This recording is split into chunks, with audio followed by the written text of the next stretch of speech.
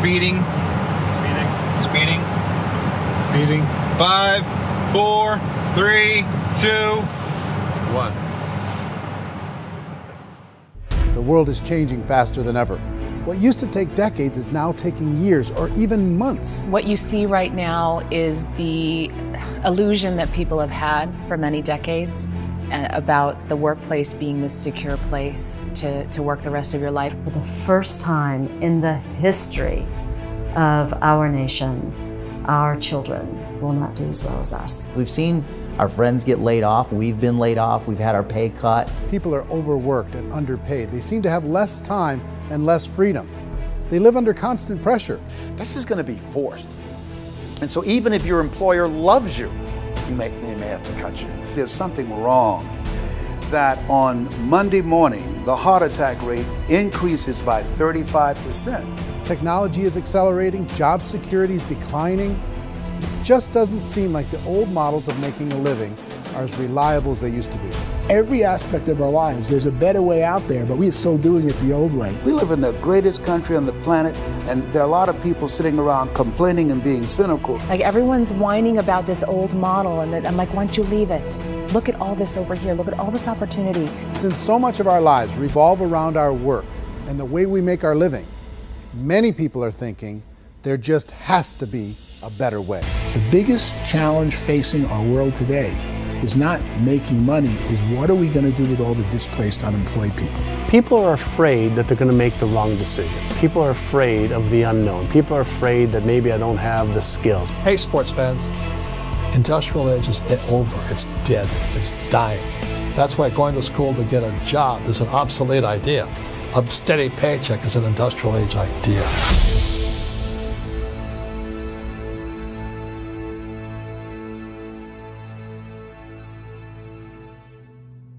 It's the search for answers that has brought us here together today. My name is Eric Worre, and for almost 30 years I've been an entrepreneur, struggling at times, but ultimately succeeding. As a best-selling author, speaker, and business owner, I've spent my entire career helping millions of people around the world to become entrepreneurs. And I believe strongly that there is, in fact, a better way when it comes to how we make a living. The career landscape has changed dramatically, and many are still working in a model that is completely out of date. What worked for previous generations isn't working as well for people today. In this film, we're going to explore 3 important questions. First, what's really going on in our working world today? Second, in this new economy, is it better to become an entrepreneur, or is it safer to work for someone else? And third, if a person decides to become an entrepreneur and start their own business, how can they do it without taking on massive risk? To help in this journey, I've brought together some of the greatest experts and thought leaders in the field of entrepreneurship to share the real facts with you.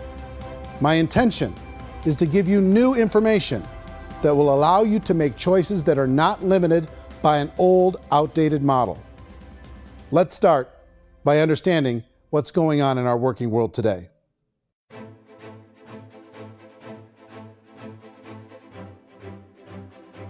Let's look at unemployment. 30–40% of the people are honestly not working, but would be working. What our government does is if you haven't found a job in 6 months, we don't call you unemployed. We pretend you dropped out of the labor force. I've often said that unemployment, particularly structural unemployment, that's unemployment due to technological changes, is the first sign of economic growth. Think of it, 10 people live on an island. They go out every day and fish. One day, new technology shows up. A missionary brings them a net. Now, using the net, one pilots the boat, one throws the net. 2 fishermen can do all the work 10 used to. That's a 500% increase in productivity, 2 doing the work of 10, in one day. You don't have to learn a lot to learn how to throw a net instead of throw a fishing line. The island's got a big problem, 80% unemployment. But the island still has all the wealth of the fish because the 2 people produce as much fish as 10 did. Now, of course, looking back in history, these changes used to take thousands of years. And during that time, we went into farming and transportation. Some of us became doctors and some teachers and lawyers, and we developed all these new professions and new manufacturing jobs.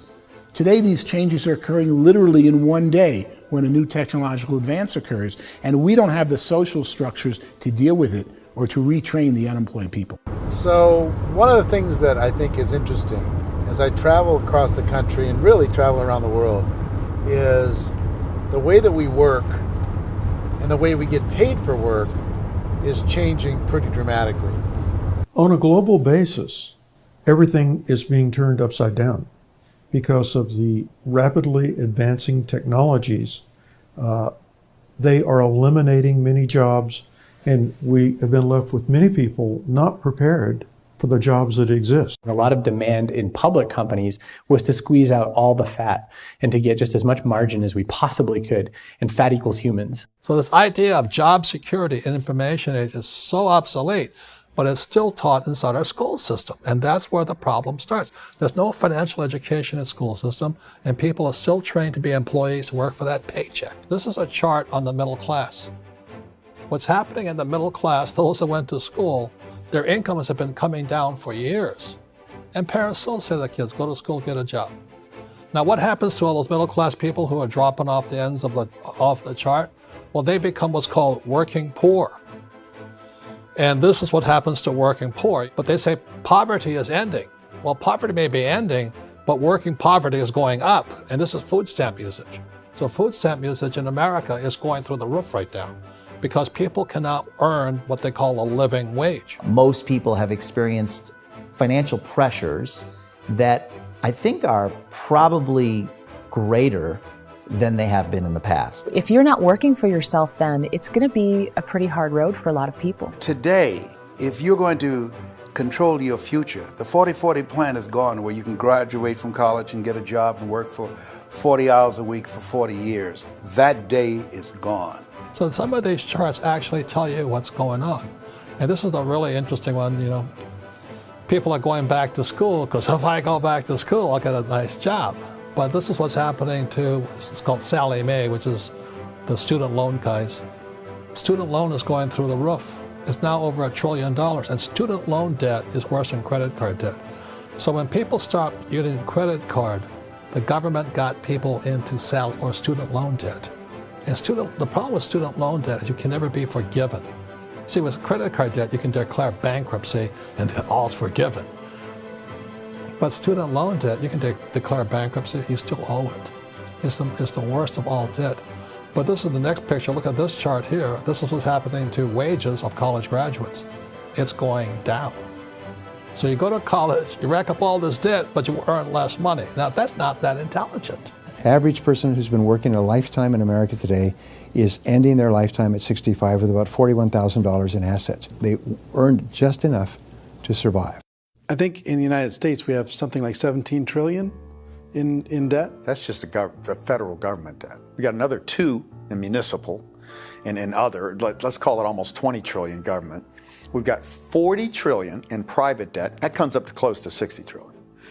When you then add something we never had before, what you were talking about, when we look at the unfunded portion of Social Security and primarily Medicare, Medicaid, that at the most conservative estimates from outside firms, Kleiner Perkins, 67 trillion and growing. That's more than all our other debt.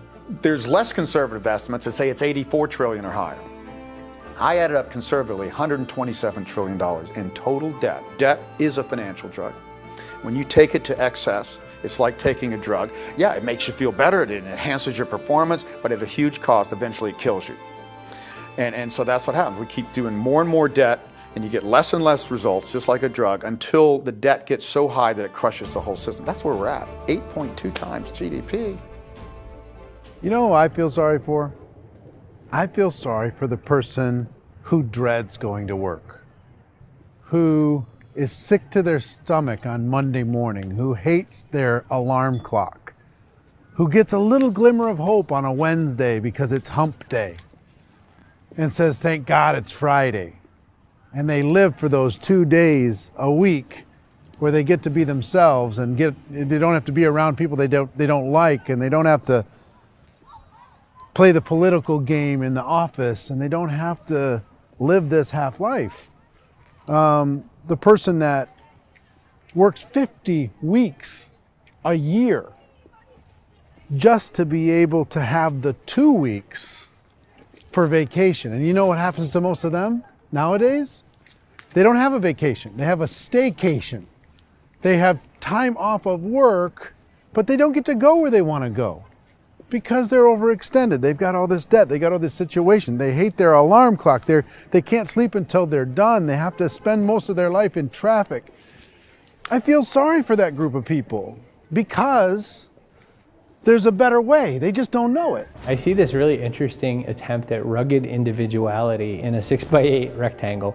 And I feel like you're all the same, except for the little push pins of the pictures. There's different pictures. Yours is named Jenny and his is named Sujara, but it's the same people. And this is how they are, and they're just like the zombies, and there's no joy in there, there's no fun. There's always like the wacky woman who decorates her cubicle, and that's the most she can do there. You got to give her credits, right? The wacky cubicle woman. The basis for their life is worry. I'm worried, you know, maybe I'll get fired. I'm worried maybe my company will go out of business. I'm worried I can't keep spinning the plates on paying the bills. I'm worried about how do I send my kids to college. I'm worried, what if the transmission of my car breaks? That's, you know, 2 or 3, I can't fix it.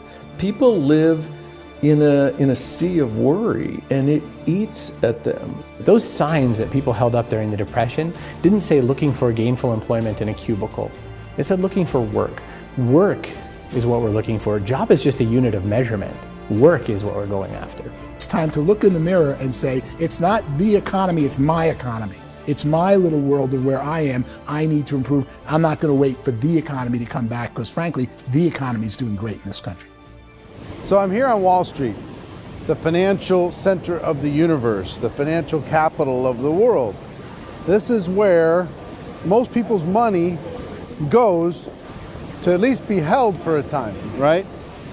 With interest rates in banks being effectively zero, and many experts are predicting it's going to stay at zero for the next 10, 20, even 30 years, people feel like they don't have any choice but to put their future into equities, to put their future into the hands of other people on this stock market, and hope that the stock market goes up, hope that the stocks that their advisors pick or that they pick goes up. That's one way to go, I guess. It's my personal belief that if you put your future into the hands of yourself, in other words, you have earning power by yourself, I think you're a better investment than these guys. I think you controlling your future is a better option than handing over your retirement to these guys.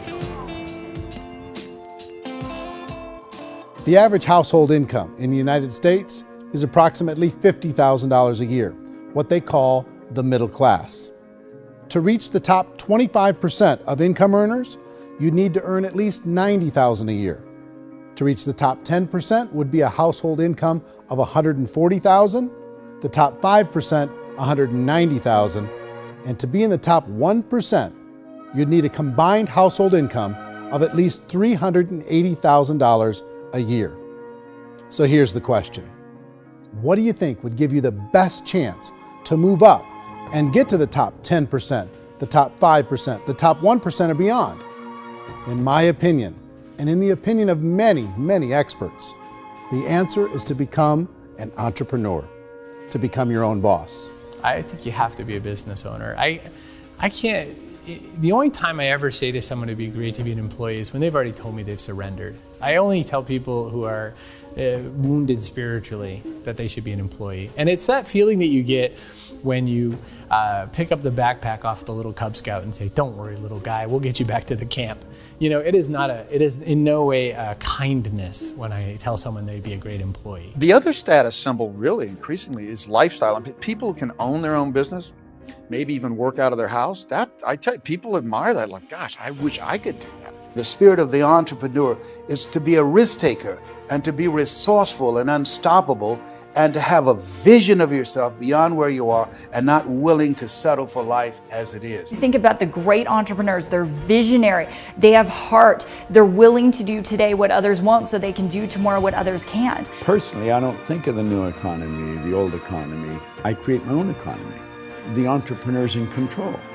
I decide what the economy is going to be like. In the world of entrepreneurship, there are no limits. you can make as much as you want, depending on how much you want to work and how smart you are and how great a team you put together. There's no more lifetime rewarding business than being an entrepreneur. Why in America, where anyone could be anything, would people want to give up their freedom and become effectively a modern-day slave, told shut up and be here every morning at 7:30, leave at 5:30, and do what I tell you? If people decide to become an entrepreneur and work for themselves, they have some traditional options, but they're riskier than you might think. Any kind of a retail business, retail build-outs, is extremely expensive. Even just these small little yogurt stores where they're putting little yogurt machines and you get all the different flavors, you're spending $200,000, $300,000, $400,000 to open a yogurt shop. I would love to buy a Dunkin' Donuts, but it's $500,000 or so to start. I don't quite have that just-in-case money. Risk you can lose it all, and most guys do 2 or 3 times, and even big guys like Branson, because I'm such a fan of his, half his companies don't work. If you make $1 million, your problems are going to go. If you make $1 billion, your problems are really going to go. Just the opposite. You and I know when you're making $1 million, you get $1 million responsibilities. You make $1 billion, you got 1,000 times $1 million responsibilities. And most people say, I'd love to be my own boss. 70% of Americans would love to be their own boss, according to recent polls. But they don't know how to get there. Because what are you going to do? One, you could buy an existing business. If somebody's selling an existing business, you have to ask why.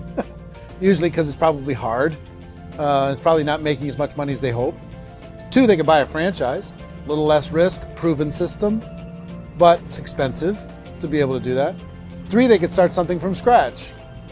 And that's where a lot of people feel like, I don't have the chops to do it. I don't have the money. I don't have the product idea. I don't have the expertise. I don't have whatever it's going to take to be able to get there, and I can't risk my family to do it.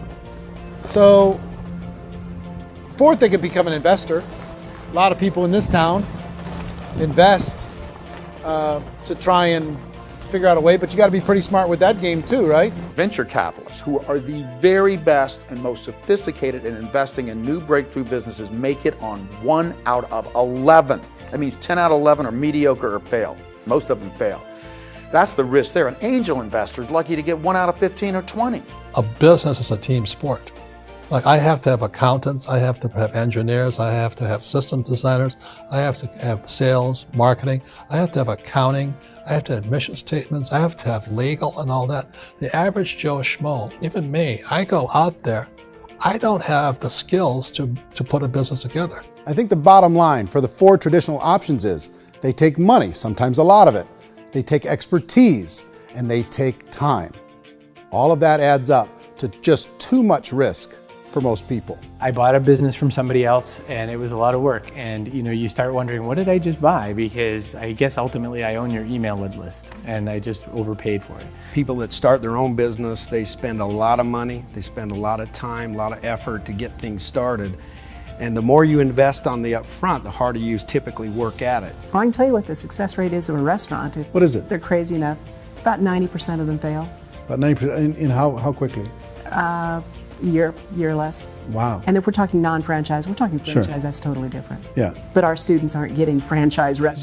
You got to invest big money. Exactly. And with someone like McDonald's, you've had to work with the company for a long period of time, really know the Even have a chance at investing $1 million. have a chance, and it's a slim chance. What if there was a way that you had all the proven aspects, the comfort aspects, and you could still control your own life?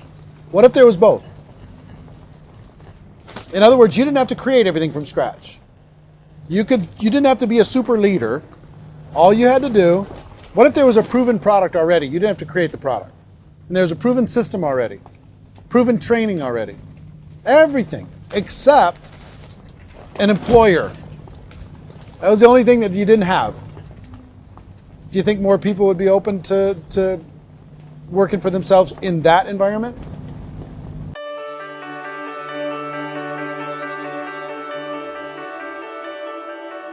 In our search for a better way to make a living, we've come to the conclusion that becoming an entrepreneur is actually safer than being an employee. And through our look at the entrepreneurial options, one particular path kept coming up from expert after expert. And I think most people will find it surprising because it's certainly a non-traditional business model.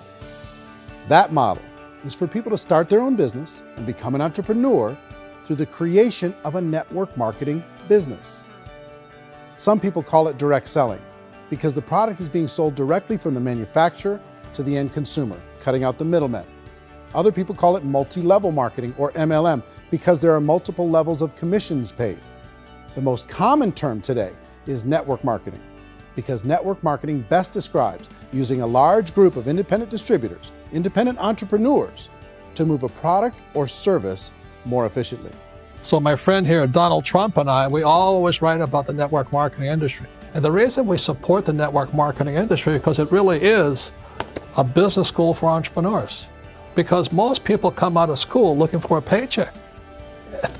Oh, that's terrible. I went to network marketing like that.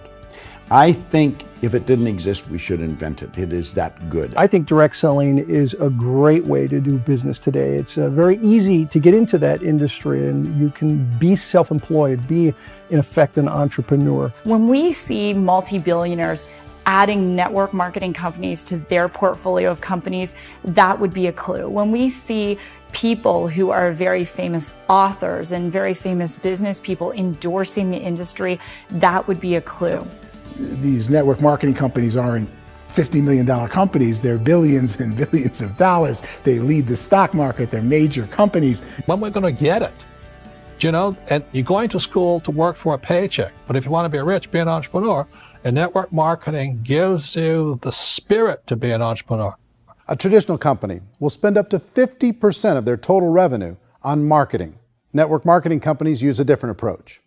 Instead of having all that extensive marketing expense, they utilize a network of independent distributors to do the marketing for them. Now, why do they do this?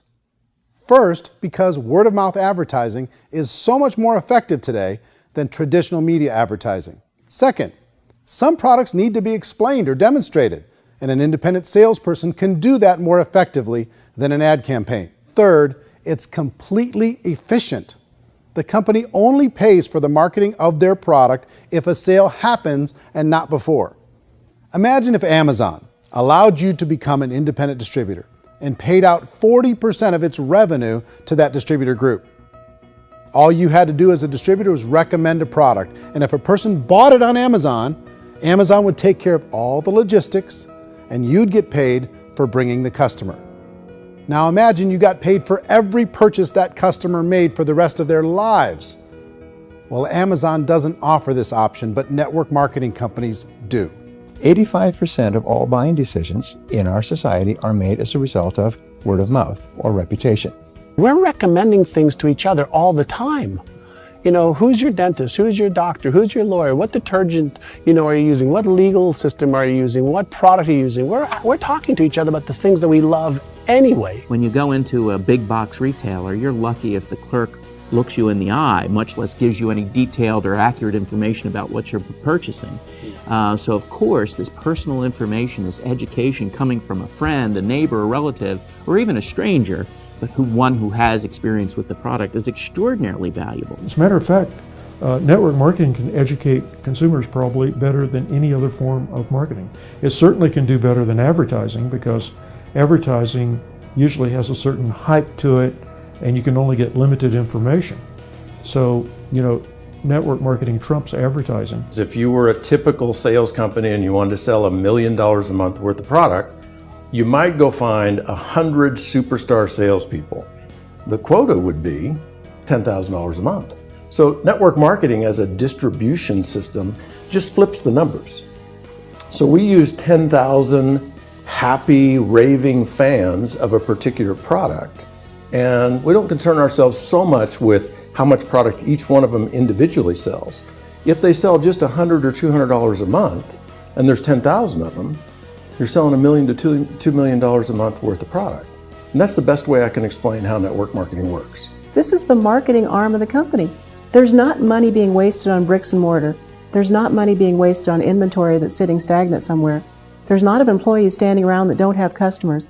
These are people that are going to connect with customers. These companies allow people to become independent distributors for extremely low cost and with no minimum time or sales quota. Essentially, they own their own business and can provide as much or as little sales as they choose.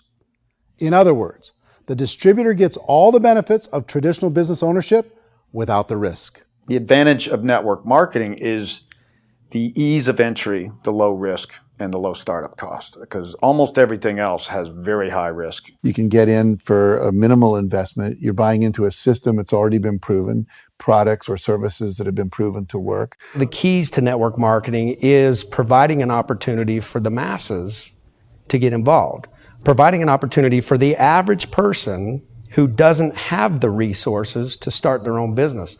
All of this so far is fairly straightforward, but network marketing offers another benefit, and it's this benefit that makes it so interesting for entrepreneurs. Network marketing allows a distributor to build their own network of other distributors and then compensates them on the sales created by that entire group. Direct selling is, at its base, very simple. It's the sale of a product or service to an individual on a face-to-face, one-on-one basis, just the way we're talking right now.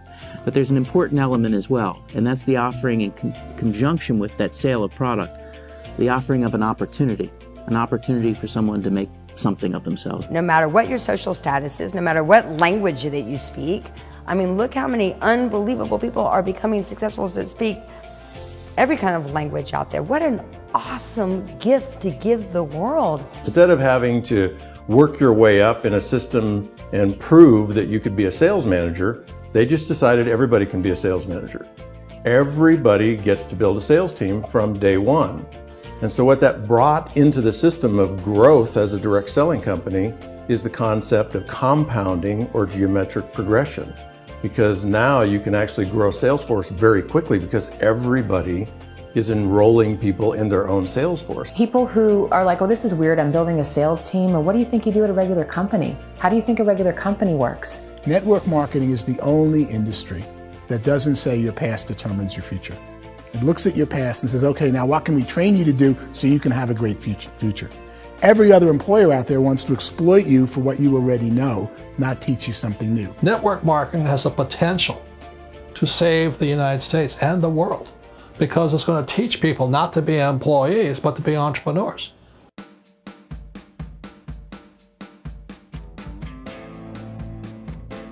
According to the Direct Selling Association, if you add up all the network marketing companies around the world, they combine to do over $178 billion a year in retail sales.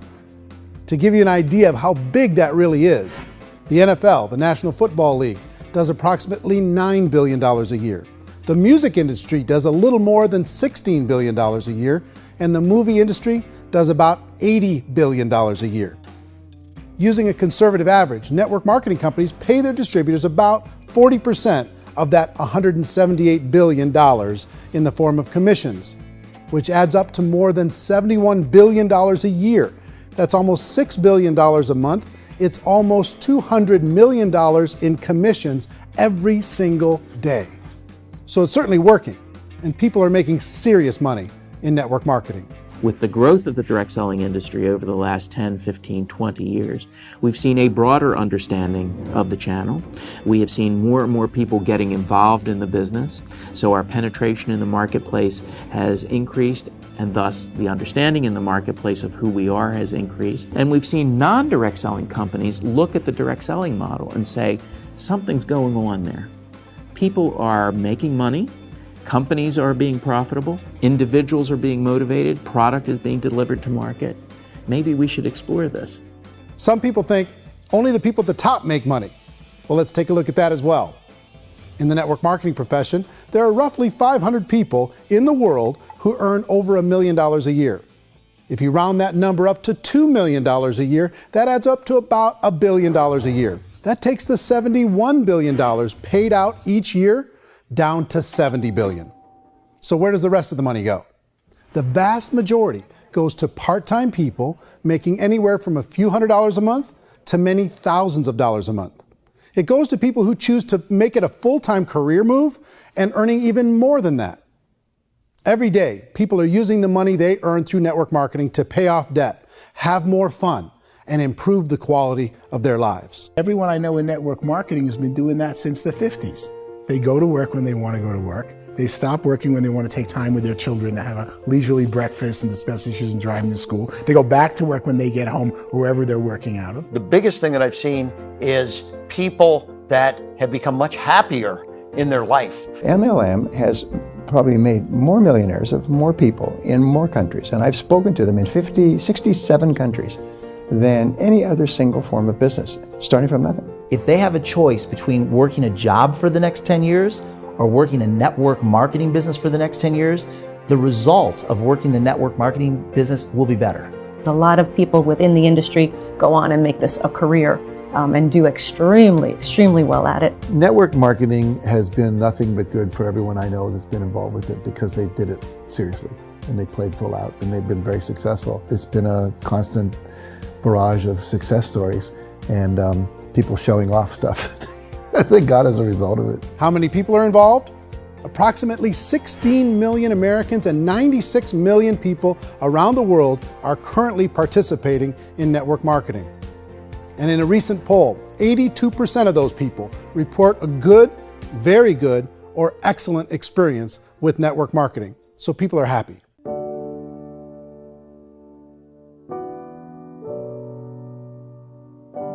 So I've taken a look at the network marketing profession and really tried to understand why so many people are confused as to the validity of this as a business.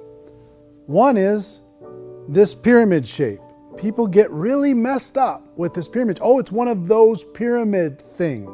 So I just think there are a lot of haters out there who really don't understand the industry and say, oh, it's a get-rich-quick scheme. It's a pyramid.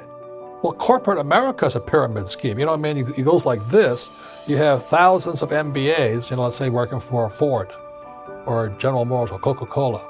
If all these MBAs are all trying to get to here, that's a pyramid. Only one guy's going to make it. Every 10 years, one's going to make it. Whereas you look at network marketing, it's like this.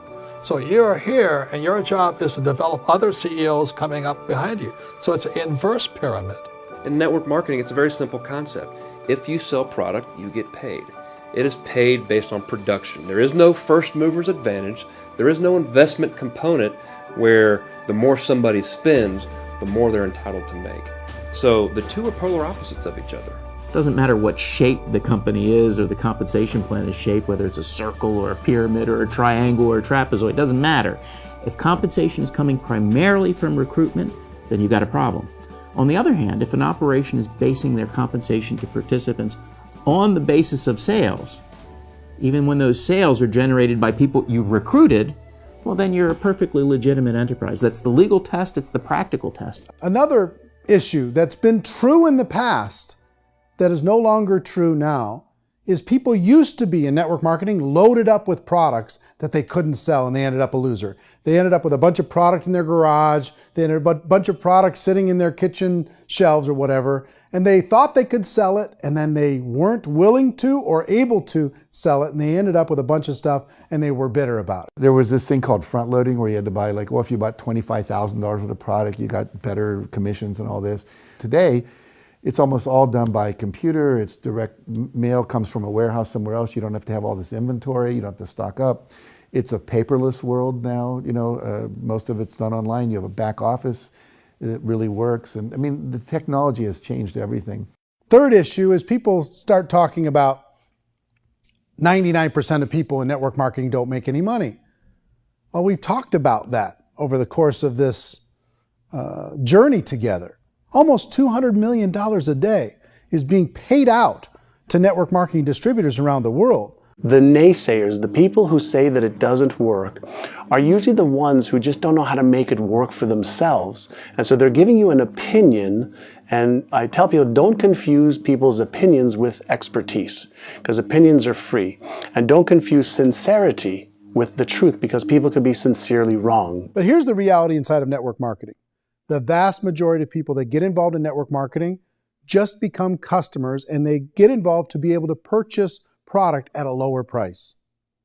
If you take Costco as an example, if a person goes into Costco and gets a membership to Costco so they can get a lower price on the product, we don't call that person a loser because they have a bunch of product that they walked out with with a smile on their face.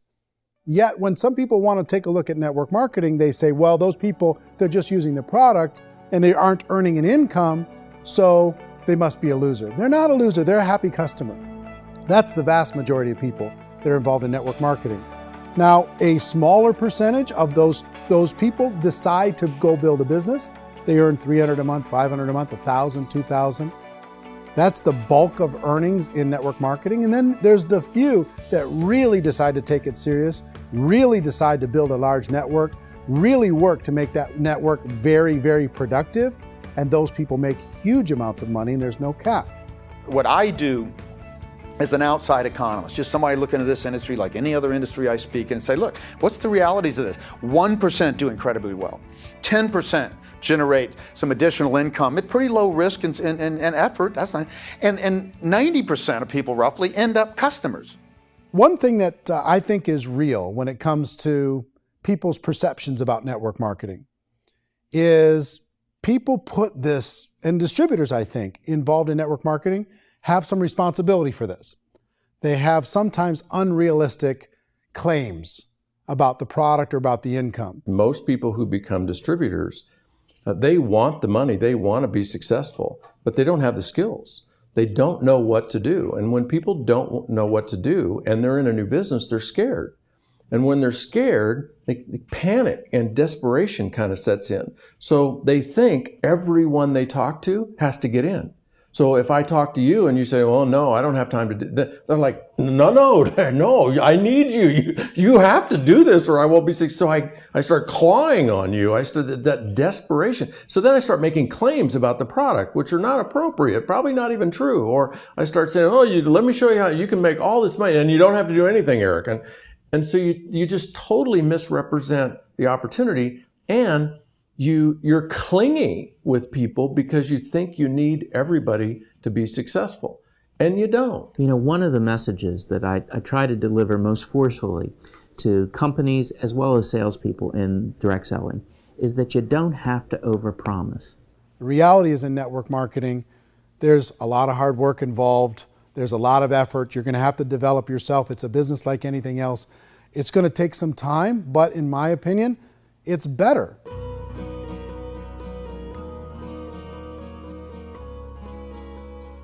It's light years better for people starting today than it was even 5 years ago. I think it's more widely accepted now, and people understand it is a business. It is being an entrepreneur. It is being a business owner. Our belief system is based upon our evaluation of something. And frequently, if we reevaluate a situation, our belief about that situation will change. The industry has changed and it's grown up. It's totally transformed. You've got young people today that have grown up with social media, and they understand networks. They understand how people are connected through technology, and they understand how money flows through those networks. So when they see network marketing, they don't see it the way their parents saw it. And we've all learned, the larger industry that you represent, has all learned from those mistakes and flaws and errors that have happened early on. Early algorithms didn't work the right way. That's all fixed. It's like when they design a computer program, they design the program, then they run it, and then they go back through and they debug it. The MLM industry has been debugged. This is the day of being virtual, being able to run a business from your mobile phone. I mean, it's incredible. Companies are getting smarter. They're implementing more consumer protections. They're implementing more compliance training. They're doing more with respect to product research. If you do get involved and you make purchases of inventory, even on a voluntary basis, if you decide that this business is not for you, you can leave and have that inventory repurchased by the company. There's no other business that offers that kind of protection on a voluntary, self-regulatory basis.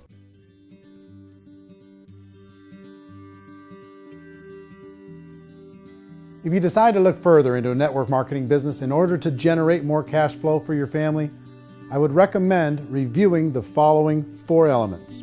First is the product or service. And on the product or service, I would ask 5 important questions. 1, do you like it?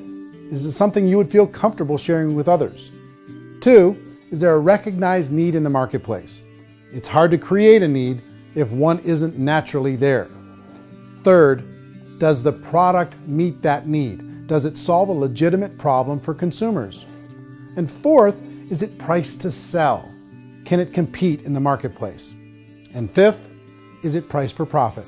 Is there enough margin for the company and the distributor to be able to generate income for the long term? If you can answer the questions on the product to your satisfaction, the next element to consider is the company itself. Is it well run? Do you believe in the founders or the management team? Do you feel they have what it takes to go all the way? See, it doesn't matter how good the product is if the management can't take care of the company. Good management can change with the times. They can handle adversity. They can make good decisions. Make sure you choose a company that can serve you for a long time. The third element to consider is the compensation plan. And with that, there are 3 important things to look at. First, a brand new person needs to be able to generate some money fairly quickly. It may be an obvious reason, but you can probably imagine the ripple effect of a distributor getting involved and having even a small victory fast. That can only help with the overall success of the organization. Second, a person should be able to develop a moderate part-time income in a reasonable period of time. As they develop their network and as their sales grow, they should be able to enjoy more benefits.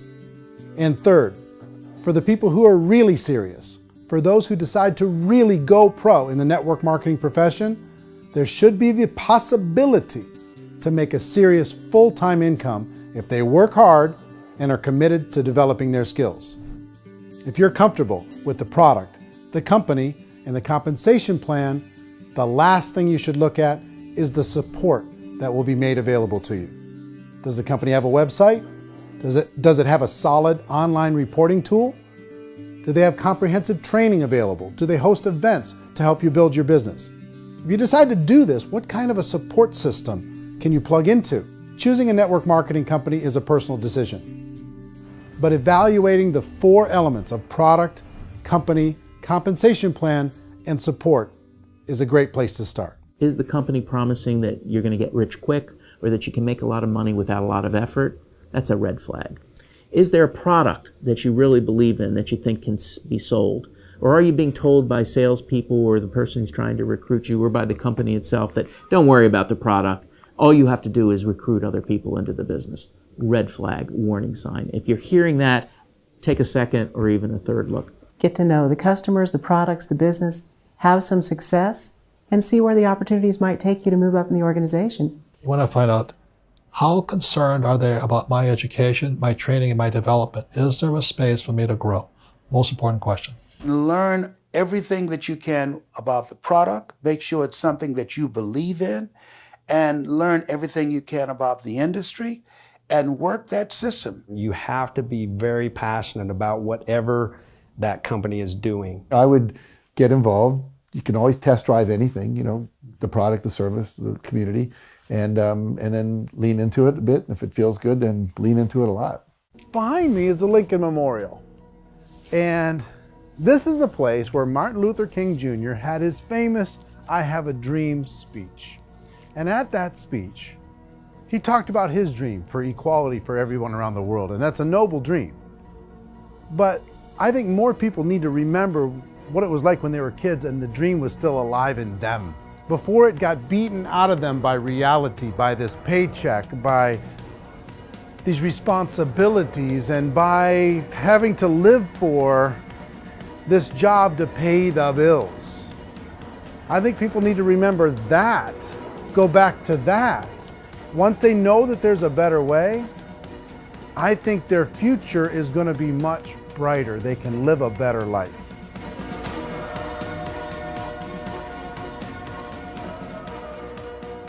So if you're considering getting involved in a network marketing company, let me offer you just a few pieces of advice. First, network marketing isn't perfect. It's emotional, it's challenging. Like any entrepreneurial venture, it can have its up days and its down days. But if you have an entrepreneurial bone in your body, it's just better. Second, if you're gonna do it, decide to be professional. Decide to go pro. It's better to do that than just be this amateur sticking your toe in the water.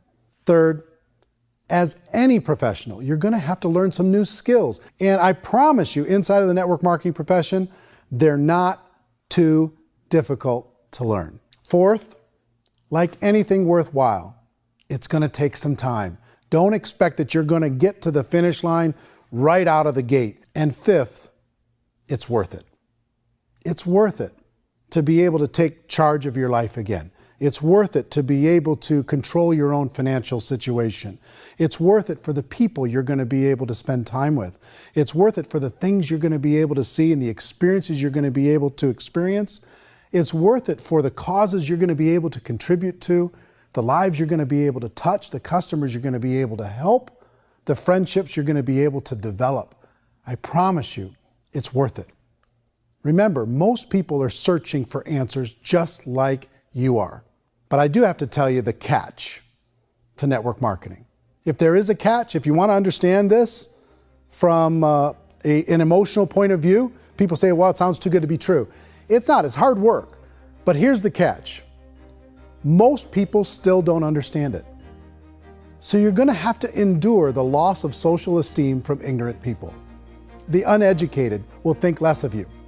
Now, if you can handle that, you're on your way. If that's going to destroy you, you know what? Entrepreneurship in general probably isn't in your future. If you can face that catch, you can become unstoppable. I want everyone to really contemplate this if they're not in network marketing. You're in a job, you probably have a mortgage, you have rent, you have debt, whatever's going on. You're in a prison. You work just hard enough to keep them from firing you, and they pay you just enough to keep you from quitting. Come on! I've been there, done that, and bought that t-shirt. In network marketing, if you run into failure, it's really just a homework lesson for yourself. There's no one to blame. You really have no excuse not to be successful. You just don't. People don't want to hear that, but there's so much available to you. If you want to be a good network marketer, be a student to the people above you, be a fellow traveler to the people on the same level, and be a teacher to those below, and know when it's appropriate to do which. People who are not afraid of asking people to buy things, or not afraid of persuading people with a chance they may say no, these people own the future. Nothing happens until something moves. So you got to go move, you got to go do something, or nothing's going to change in your life. In the beginning, you're going to do a lot of things that you don't get paid for. But as you go down the road, you get paid for a lot of things that you don't do. And your job is rehabilitating the spirit, the entrepreneur spirit in all of us. You get it back. Either give it a strong yes or a strong no, but no wishy-washy, dilly-dally stuff in the middle. There's dreams and there are nightmares, but I believe that the biggest nightmare of all is when you don't pursue your dream. You're going to see some monumental growth in this profession. It's an exciting, exciting time to be involved with the network marketing profession. The next 10 years, I see just exponential growth. When that tipping point comes, it's not a matter of asking somebody, have you ever heard about network marketing? You're really asking them, which company are you building your wealth in? We are here to fix the world, to improve relationships with other people, to improve other lives. And the real reward comes as an entrepreneur in any level from teaching somebody something and watching them soar. There is no greater reward.